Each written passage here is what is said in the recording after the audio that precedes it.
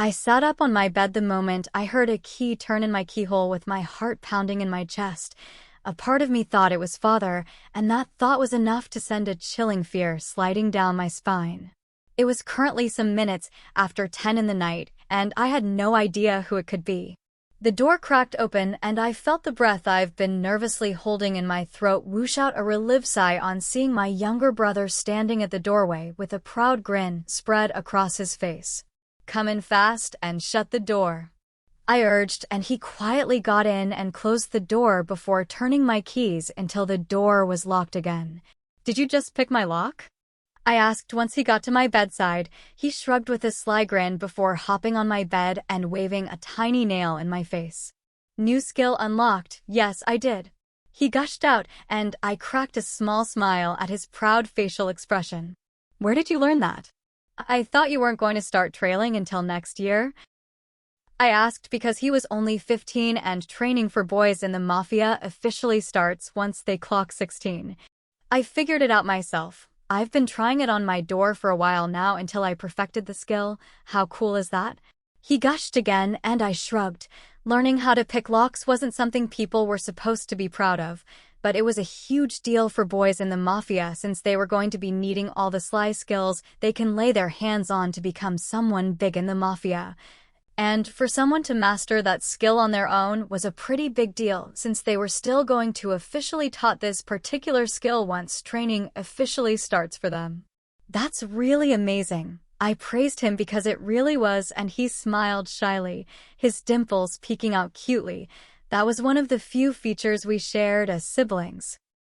"I brought you a few snacks to eat since father ordered food to not be brought up to you so you could reflect on your disrespectful act which you carried out in his office." He rolled his eyes towards the end of his sentence and dug out the said snacks from his pockets before pushing them into my hands. I grabbed his wrist before he could pull away. "Won't you get into trouble for this?"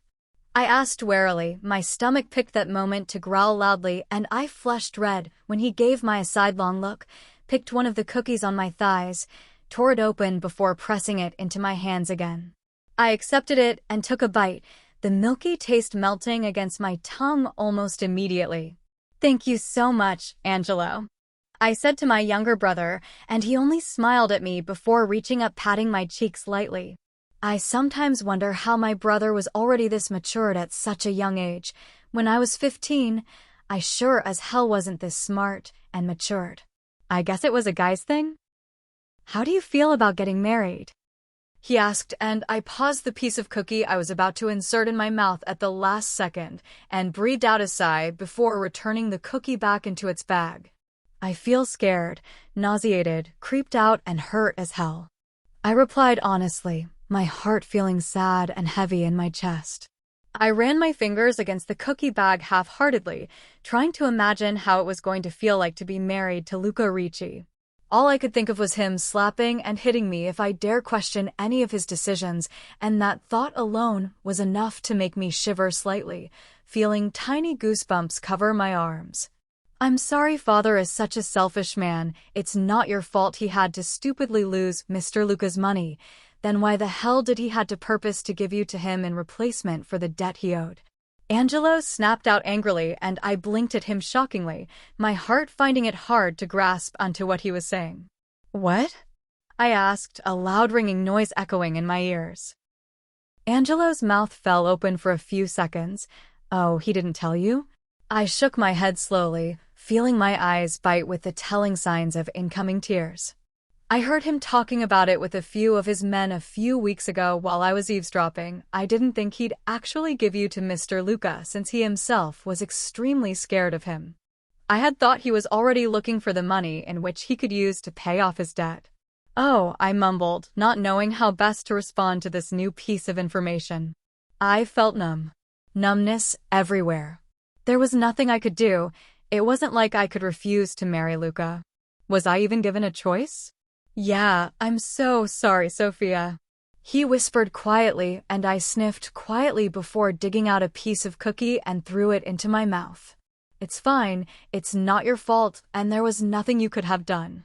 You could have run away assuming I had told you this immediately I heard about it." Angelo started to say, and I shook my head vehemently, stopping him almost instantly. Run away to where? You're speaking like you've suddenly forgotten how father is. He'd find me immediately, and only God knows what he'd do to me then. And besides, now that I'm Luca's property, he could have the whole Mafia looking for me, and they'd find me in a few minutes. Knowing who Mr. Luca is, he could blow my head off out of irritation. No, Mr. Luca wouldn't be involved since you're not married to him yet. It's going to be just father. I think running away is way better than getting married to the Mafia lord. Angelo argued, but I only shook my head with a small, resigned sigh. I wasn't as courageous as he was, neither was it as easy as he was making it sound. I couldn't bring myself to run away into a world I knew nothing about. I've been shielded all my life and never go anywhere without the guards for my own safety. I didn't know any place nor anyone. Nor do I have any money I could use without my father's awareness, since he always get notified each time we make use of the ATM card, which was directly connected to his bank. My friends were totally useless as well, since they were just like me, powerless in a world like ours. Being a girl in this world was one of the worst things that can ever happen to a person. There's nothing I can do, and you know it, I said quietly after a while, and Angelo reached out and took my hand in his warm ones. What was Mother's reaction? He asked, and I let out a quiet snort, the usual, expressionless, unbothered.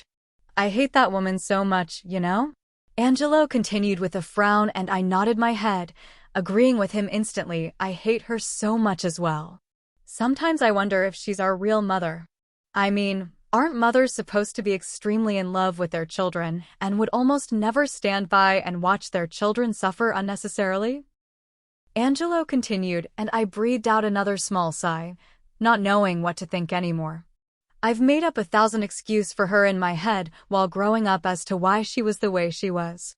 I've watched my friends talking about their mother with so much love and gratitude dripping off their voice, about how they could ask to their mom to help them convince their fathers on an issue.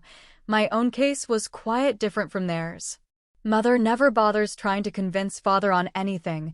Whatever father said was final, and that's that. I've always tried to understand the fact that she also doesn't have any power when it comes to decisions making in the household. But what about being a mother? Being there when we needed her the most? Being there emotionally? I don't know, Angelo. I seriously don't think she's our real mother. I think our mother died or something, and this is just our stepmom. Angelo continued, and I smiled sadly before reaching up with my free hand and brushing his blonde away from his face. He ducked away from my touch almost immediately and mock glared at me, silently reminding me that he wasn't the kid he used to be before. Don't be ridiculous. You know we both got our hairs and dimples from her. That's proof enough that her blood definitely runs in our veins. I admonished him because it was the truth. I knew when Mother got pregnant with Angelo, I was barely 3, but I remembered it faintly, so she was definitely our mother. I don't know, all I know is that I hate her and father so much. He finally muttered, and I sighed. I think I hated them more than he did at this point. You know, once you get married, we won't be able to see ourselves a lot again. Angelo muttered quietly, reminding me again about how matured he was now. Yeah, I know. But I won't stop loving you and having your back. You know that, right? I do. It's just wouldn't be the same here without you. He continued as he slightly squeezed my hand in his, making my eyes prickle with tears once again. It wouldn't be the same without you in my life physically anymore, I whispered, sniffing back tears and blinking away the teardrop clinging to my eyelashes. We'd still communicate through the phone and would try to meet up anytime we can, I promise. I whispered, my voice breaking at the last 2 words with a small sob. Leaving my brother behind was heart-wrenching than I used to think it would be while growing up. Now it was actually happening so fast, and there was nothing I could about it than to hope Luca wouldn't be against me meeting up with my brother. Angelo tugged my hand forward and wrapped his arms around my shoulders. I slipped my hand around his waist and silently cried against his broad chest in the quiet room. Out of nowhere, my younger brother was all grown up and acting like the elder sibling I never had.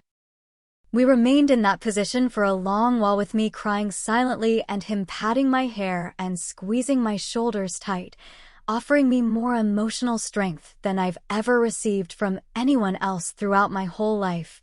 The opened bag of cookies long forgotten. Please download Novels Ago and search the code in the upper left corner to continue reading.